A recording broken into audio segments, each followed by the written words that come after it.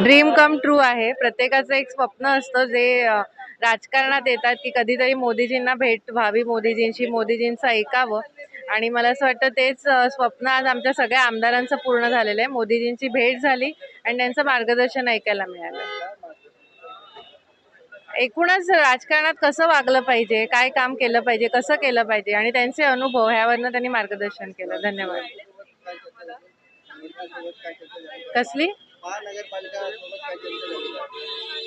मला वाटतं त्यांनी जे मार्गदर्शन केलं ते आमच्यापुरती होतं आणि ते आमच्यापुरतीच राहील. थँक्यू. स्नेहभोजन वगैरे होतं, काय नेमकं झालं त्याच्यात, काय मार्गदर्शन केलं? चांगलं मार्गदर्शन झालं, स्नेहभोजन केलं. मला असं वाटते आमदार सगळे खुश झालेले आहेत आता आले आणि देशाचे पंतप्रधान एवढा वेळ दिला आमदारासाठी सौभाग्याची बाब आहे आणि सगळे आनंदी आहे आणि त्यांच्या मार्गावर खुश आहे. काही आमदारांनी प्रश्न वगैरे उपस्थित केला असं काही चर्चा होती? मला कसं आहे सगळं एक पारिवारिक बैठक होती. आमदारांना एक खऱ्या अर्थानं चांगले आचार विचार दिले ते काही चांगलं काही असं. आगामी स्थानिक स्वराज्य संस्थांच्या निवडणुकीसंदर्भात काही तयारी संदर्भात तो काही विषय नाही आहे. पंतप्रधानांची भेट होती आमदारांसोबत, भेटले, जेवणसोबत केला, संवाद केला, चांगलं मार्गदर्शन केलं. पण पंतप्रधान स्वतः स्नेहभोजनाला उपस्थित, कसा अनुभव होता? म्हणजे चांगला अनुभव. एवढा मोठा व्यक्ती सगळ्या आमदारांसोबत बसून जेवण करताय, सगळ्यांना आपुलकीचं एक आपलं मत व्यक्त करताय, अनेकांना चांगलं दिशा आणि चांगलंच आहे.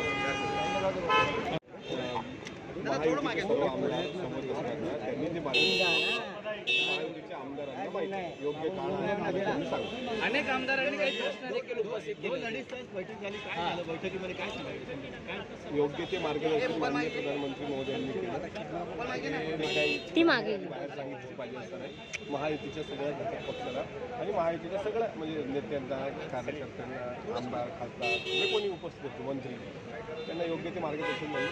हे योग्य ते मार्गदर्शन महायुतीच्या भविष्यातल्या निवडणुकांच्या यशाचं गणित राहणार आहे का?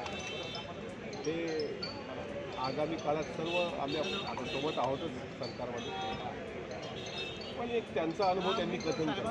कशा अनुभवातून आपण पुढे गेलो पाहिजे, कशा पद्धतीने स्वतःची काळजी घेतली पाहिजे, स्वतःचं आरोग्य सांभाळलं पाहिजे, त्यांचं केलं पाहिजे. अशा प्रकारे त्यांनी एक वडिलकीच्या नात्याचा जो काही एक हे असतो, काय म्हणते शिर असतात, ते सांगितलं. कुटुंब सांभाळण्याचं पण आधी म्हणजे आता काही आमदारांनी प्रश्न देखील काही मांडले.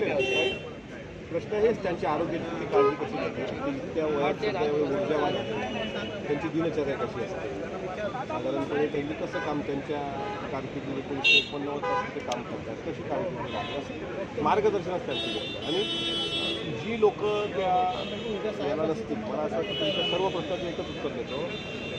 माननीय प्रधानमंत्री नरेंद्र मोदींच्या आजच्या त्यांच्या उद्बोधनाला जे सदस्य उपस्थित नसतील त्यांनी खूप चांगला कार्यक्रम मिस केला असेल, म्हणजे खूप चांगलं मार्गदर्शन मिस केलं हे मात्र नाही. अनेक राष्ट्रवादीचे आमदार हे त्या ठिकाणी आलेले नव्हते, अनेक जणांची नावं नाही. मी आधी चेक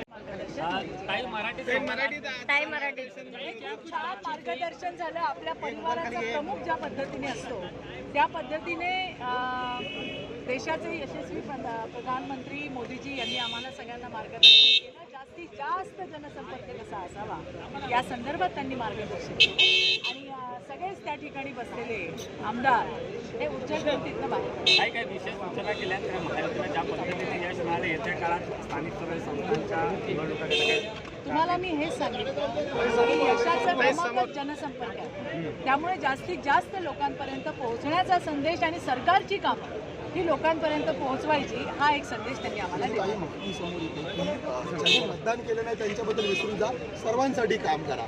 सबका साथ सबका विकास हे मोदीजींचं सूत्र आहे, तुम्हाला माहिती आहे. आणि त्यामुळे जास्तीत जास्त जनसंपर्क करून शासनाच्या योजना या त्या घटकापर्यंत पोहोचवण्यासाठी प्रत्येकाने काम केलं पाहिजे. अशा पद्धतीचं चांगलं घरातलं एक आपला मोठा माणूस ज्या पद्धतीने आपल्याला समजवतो त्या पद्धतीचं हे इंटरॅक्शन होतं. आम्हाला खूप आनंद झाला. पहिल्यांदा मोदीजींना आम्हीही अशा रूपामध्ये बघितलं की अतिशय चांगल्या खेळीमेळीच्या वातावरणामध्ये आणि खूप चांगलं इंटरॅक्शन. काही एक असं सांगितलंय की विरोधकांकडे लक्ष देऊन आमचे आलेले कसं आम्ही बऱ्यापैकी आले. कोण कोण नाही आले?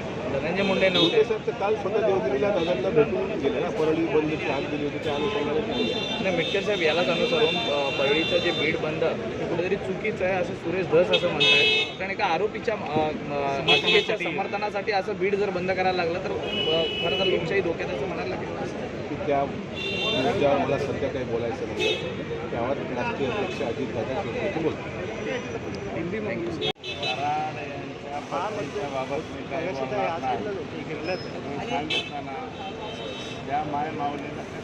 नाही, त्यांनी अशी स्टेटमेंट केली आहे की विधानसभा महिलांच्या बरोबर त्या ठिकाणी बोलत नाही. महिलांना पुढं करण्याच्या ऐवजी राष्ट्रवादीने पुरुषांना पुढं करावं असं माझी म्हणणं आहे. तास आपल्यावर संवाद साधला आहे सर्व महायुतीचे आमदार. भोजन बाकी काय नाही. राजकीय काय म्हणाले? अजिबात काय नाही. सगळ्यांचं आमचं स्नेहभोजनाचा कार्यक्रम होता आणि शुद्ध शाकाहारी आज बुधवारी आम्हाला दिलं जाईल. अनेक आमदारांनी काही प्रश्न देखील मोदी साहेबांना विचारले. ते नाही, नेमके काय नाही. होते आणि कोणी त्यावरती सांगितलं तुला? मोदी तुला साहेबांनी कसं उत्तर कळलं? दिलं. आतमध्ये प्रश्न विचारलेले काय नाही. ते काय? नाही हे गाड्या कुठे आहेत? साहेब नेमका नाही मोदी साहेबांनी त्यांच्या देशात तुला माहिती आहे आम्ही गप्प बसलो. कान मंत्र दिलाय, फिटनेस संदर्भात देखील कान मंत्र दिलाय, योगा आम्हाला नाही माहिती. तुम्हाला जे माहिती आहे तेच बरोबर पण आहे. नेमकं काय झालं पाहिजे? ते तुम्हाला जे म्हणलं तेच बरोबर आहे. पण तुम्हाला सांगितलं असेल ना. आम्हाला नाही सांगितलं. ते तुम्हालाच जे कळालंय तेच पण सांगितलं. 2 तास बैठक झाली, बैठकीत निवडणुकी संदर्भात झालं नाही का? नाही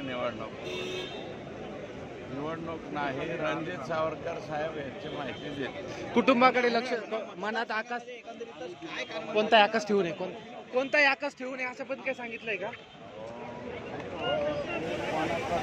मोबाईल गेला पाहिजे. ठीक आहे.